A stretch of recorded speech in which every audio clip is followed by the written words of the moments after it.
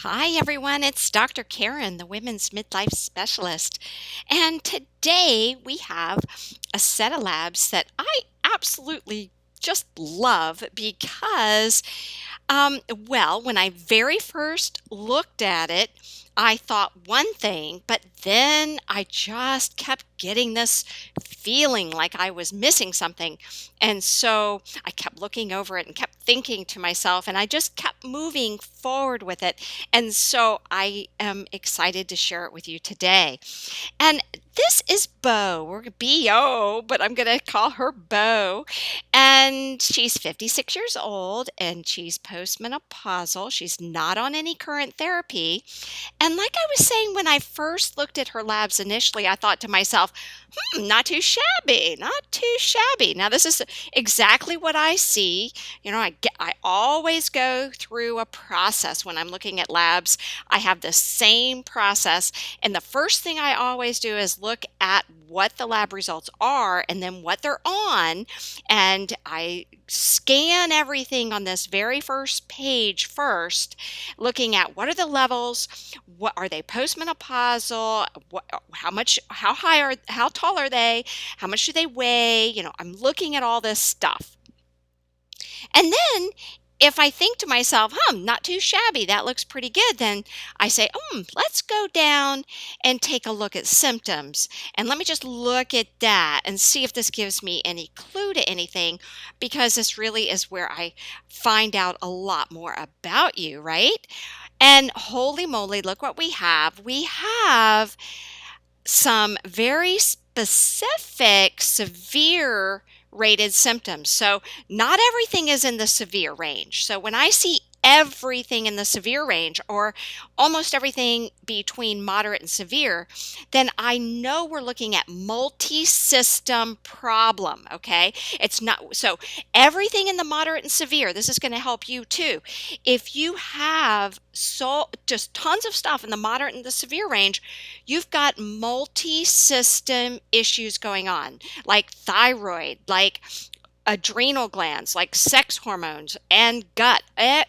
Everything is playing a factor. But when you're like this, when you see these very specific things sticking out, we've got just this weight gain in the hips, though she does have some moderate weight gain in the waist.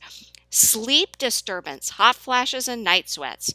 Okay, and then we've got some of these moderate ones that stand out too. So, coming down here, we see the general picture, and the top three are bang, bang, bang. You can see them right there. Estrogen and progesterone deficiency is here, the top complaint of what all, if you look at all of her symptoms, and then the second one being high cortisol, and the third one being low androgens. So then what I do after I scan that and see that, then I pop back up here and I think, okay, well, how does this match the actual numbers, the actual levels that she has in her body? And well, she's got the dreaded threesome. That's what I call it, the dreaded threesome: hot flash, night sweats, and sleep disturbance. Because these by itself, hot flashes, night sweats, and sleep disturbance, can cause, fatigue, morning fatigue, afternoon fatigue. And interestingly, it often causes more irritability and mood swings and things like that. Nervous, irritability, anxious. She's only got as mild. So I like seeing these things as I put them together to analyze what is really going on. So we've got the dreaded threesome, which is basically the estrogen and progesterone deficiency, the high cortisol and the low androgens. But when we look at her labs, she doesn't really have terribly low estrogen. It's not optimal. It's 1.1, but for postmenopause, really, that's not bad. 1.1. Certainly, we've got room to play. I mean, most women feel best when they're higher with their estrogen closer to 3, 4, 5. And when she has hormone supplementation, remember this reference range will change. It is actually 0.8 to 12, point 8 to 12. And the optimal range when you're replacing is 1.3 to 3.3. Excuse me. So I see most women feeling best when their optimal range of the reference ranges related to supplementation. So if you're looking at the graphs, she's really right down in the middle for her age and for not using anything. This is for somebody who is not using anything. But women generally feel better way up here, closer to 3, 4, 5. Okay. So if we push in that direction, then we're going to also increase the progesterone. She's not imbalanced here, which is nice. Your progesterone to estrogen ratio is 115. We want to keep that. So you add estradiol and estriol, you also add progesterone. That's what we're getting to next. Now her testosterone is 41, so it's at the high end of normal here. But I don't have a DHEA, so I'm really not sure what that is. So estradiol, not terrible, but it's not optimal. We don't want to overshoot. Progesterone, not bad. If we add estradiol, we got to keep this balanced, and we've got to keep the ratio balanced. She's balanced right now, but obviously still having these low estrogen and progesterone symptoms. So fortunately, all of young hormones are going to keep you balanced. Testosterone, it's good, but I don't know that DHEA. And because the stress is moderate, and just because hot flashes, night sweats, and sleep dysfunction can worsen stress, obviously, this DHEA might be getting a little bit low. We're seeing high cortisol symptoms. But she doesn't have any metabolic syndrome or thyroid convincing issue.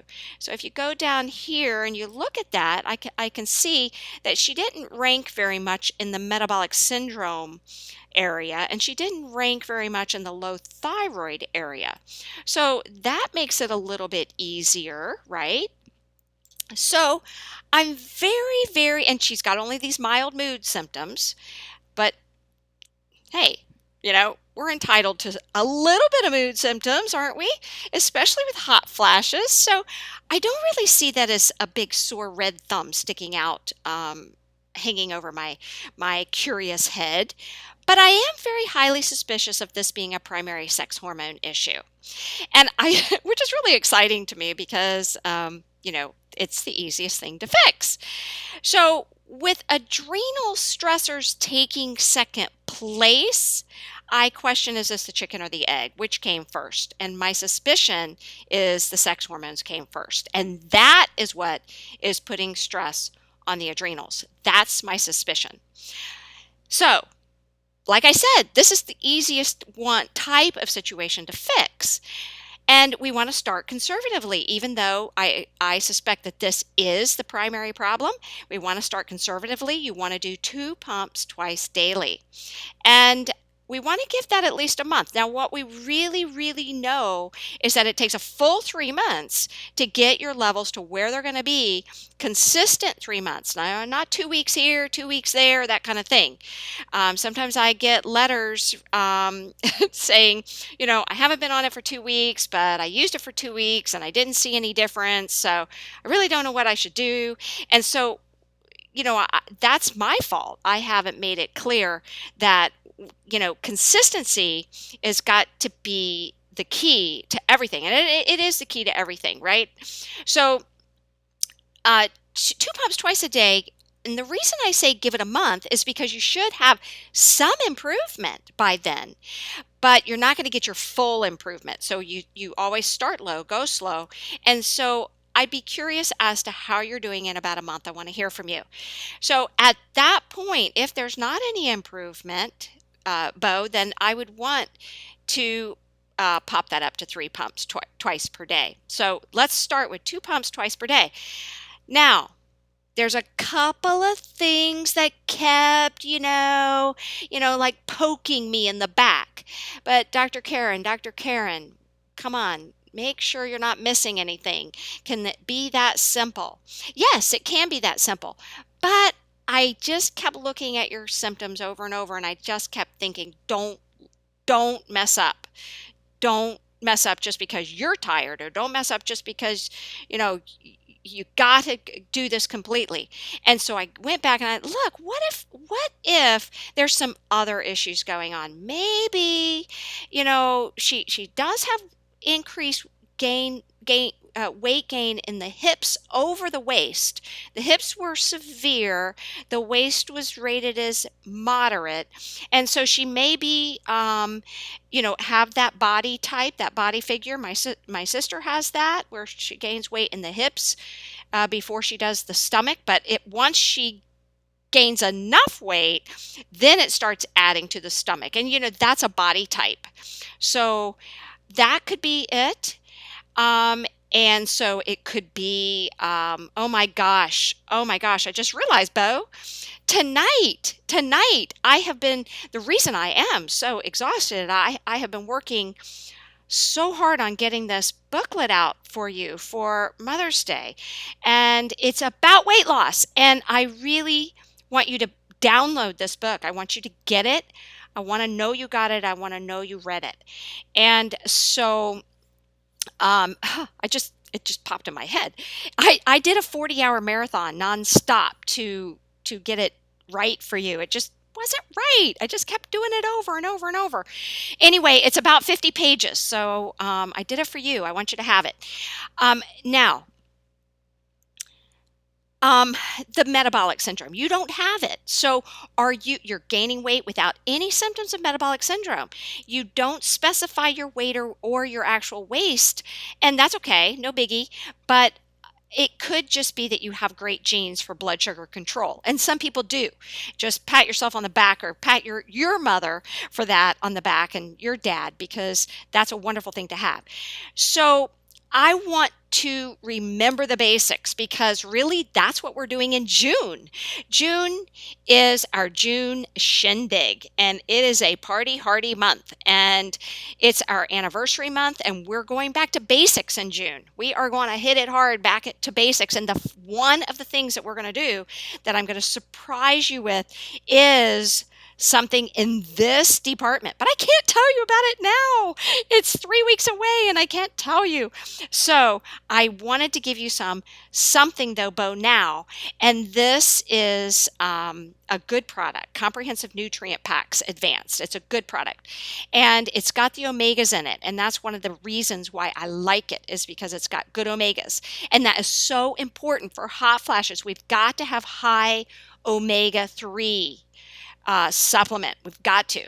And for everyone who has hot flashes, I'm telling you that out there. And then on top of that, we've got to have our full nutrients. So here it was staring me in the face, and I wasn't talking about getting back to basics. And here I've been working on it for months, preparing for June. So back to basics, key nutrients, omega-3s. So I don't want to miss this very big possibility. We are commonly nutrient deficient. So what else? Okay, well, you did complain about vaginal dryness, so I've got to recommend the Happy Hoo Hoo. I love my Happy Hoo Hoo. I wouldn't live without my Happy Hoo Hoo. It's good for both you and your partner. So use this, I'd say every other night for the first month, and then go from there. Don't worry that, when you first start, you're not likely going to have any leakage out, because your tissues just suck it right up. But as your tissues get healthier, you do lose a little on the outside. When you wake up, there is just that. You don't lose the DHEA and the progesterone, but there's that little bit of the suppository, that you will feel on the outside. You wipe the tops of your legs in the morning when you go pee-pee in the morning, and it is gone. It is over. It is finished. Creams are messy and they leak out all day long, and you have to wear panty liners, and they even stay in for days at a time. You see them on your partner after intercourse. It's just nasty. However, I like creams in the sense that they spread out and do a great job. So if you are the type of person who don't like messiness, creams are not for you. But if a little bit comes out that bothers you. Eventually, as your tissues get healthier, you're going to see a little bit and you're going to have to pick your poison. Which one do you want? Healthy vagina or a little bit on the outside that cleans up so fast and so easy and it's done. Okay, so that I just want to give you up front. But there was one last thing that kept just bugging me. And I think it's because, me, I just am a love complicated cases. And this just wasn't looking complicated enough for me. So I'm like, okay, then I can go beyond the call of duty and give something else, right? Because that's my nature. I've got to give, give, give. That is what I love to do. So I am going a little bit further because I have the opportunity that maybe there's some things that you're eating that could be a problem that is exacerbating the hot flashes. Because with a 1.1 estradiol and a balanced progesterone to estradiol ratio, I just was surprised to see hot flashes and night sweats being so severe with you. And some people get it, but it's usually, if you've got hormones that are at this level, they're not usually in the severe range unless something else is going on. So it's either diet or it's stress. So I could be wrong, but I also might be right, but I'm going to go with the diet. And the reason I'm going with the diet instead of the stress, even though you rank stress as moderate, is because your moods are pretty good. So you have sleep disturbance, you have hot flashes, you have night sweats, you have stress, but you have calm moods, pretty calm, mild, only mild. To me, you're either a superwoman or it's just really not adrenal dysfunction, right? So that's what I'm going on. Could be wrong, but I also might be right. And gosh, I'd love an email from you because I really want to know how close I am. I'm a very curious person, as you can see, and I just love helping people. So I like learning and discovering from you. All right, so what I'm going to say is I'm going to go down that row. I'm going to go down that avenue, and I'm going to say watch your diet, because there are certain foods that set off hot flashes, and every one of these foods are my favorite foods except for sugar and red meat. So hot foods, I love hot foods. Hot foods are bad. Caffeine, coffee really set off hot flashes. Alcohol, well, I'm not a big alcohol drinker, but I like a glass of champagne, but red wine could potentially set off a hot flash for me. So hot foods, coffee, caffeine, alcohol, wine, red meat, common, sugary foods, and the dreaded, my favorite, spicy foods. This is where I am just weak in my knees. I love spicy food. So remember, Mexican, Indian, Thai food, all of these are spicy foods. And even peppers, remember red peppers, even the pepper flakes on pizza, hot chicken wings, all of those hot foods. Onions, I am a huge onion and pepper eater. So think about that.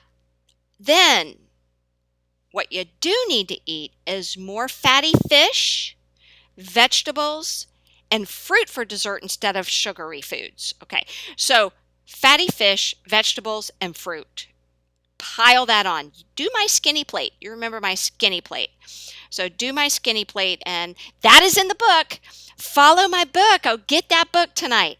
Okay, and then of course watch your stress level. Moods seem okay, but watch your stress level, because those things that make you either feel pushed or short of time, or short of assistance, like maybe you need more help to accomplish something, those things can set off hot flashes. So this is my plan for you, my darling. Hormone Heaven, 2 pumps twice a day. Let me know in a month. I want to hear from you now. I want to know how close I am to whether it's stress or whether it's food. I don't know. Hormone Heaven, though, we know you need more to optimize your hormones, so we know where we're going there. 2 pumps twice a day. Get on an excellent nutrient supplementation, and watch out for June, because I've got something that is gonna be wonderful for you. But this is a good choice now, right now. And the happy hoo-hoo. Try one every other night. And that, my friend, is my plan for you. And I appreciate so much you being patient. I've been so patient, and I am so grateful for you. And have a wonderful day, everyone. Thank you for indulging my silliness today. I'm silly because your book finally got finished. I'm doing just a little bit of editing at the last moment. It's going up tonight. Doing just a little bit more editing. And hot dog, it's there. And I'm excited to give it to you. Super excited because I really appreciate you and care about you. All right. You take care. Bye-bye.